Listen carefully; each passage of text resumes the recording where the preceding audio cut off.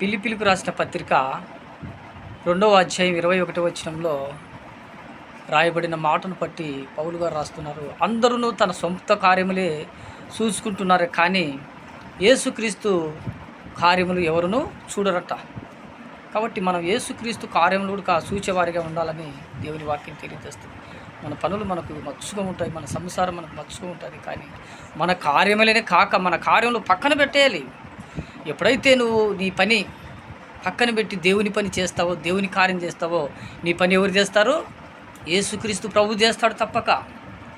ఆయన అంటున్నాడు, ఇదిగో నా పని నువ్వు చేయి, నీ పని నేను చేస్తా అంటున్నాడు. కాబట్టి మనం దేవుని మీద నమ్మకం లేక, దేవుని మీద విశ్వాసం లేక మన పనుల భారానికే మనం పరిగెత్తుతున్నాం, కానీ దేవుని పని ఎవరునూ చేయలేరు అని దేవుని వాక్యం తెలియజేస్తుంది. కాబట్టి పౌలు గారు సంఘానికి చెప్తున్నాడు, అందరూ తమ సొంత పనులనే కార్యములనే చూసుకుంటున్నారు, కానీ యేసుక్రీస్తు ప్రభునందు కార్యములు ఎవరునూ చూడలేరు అని దేవుని వాక్యం తెలియజేస్తుంది. కాబట్టి మనం ఎప్పుడైతే మన పని పక్కన పెట్టి, ప్రభువా ఇదిగో నీ పని నేను చేస్తానయ్యా అని దేవుని పని ఎప్పుడైతే నువ్వు చేస్తావో, నీ పని యేసుక్రీస్తు ప్రభు చేస్తాడు తప్పక. ఇది నువ్వు విశ్వసించితే, నమ్మిన వెడల తప్పక నువ్వు నీ పని దేవుడు చేస్తాడని ఈరోజు దేవుని వాక్యం పౌలు గారి ద్వారా తెలియజేస్తుంది. కాబట్టి దేవుడిచ్చిన కొద్ది వాక్యం దీవించును గాక. ఆమేన్.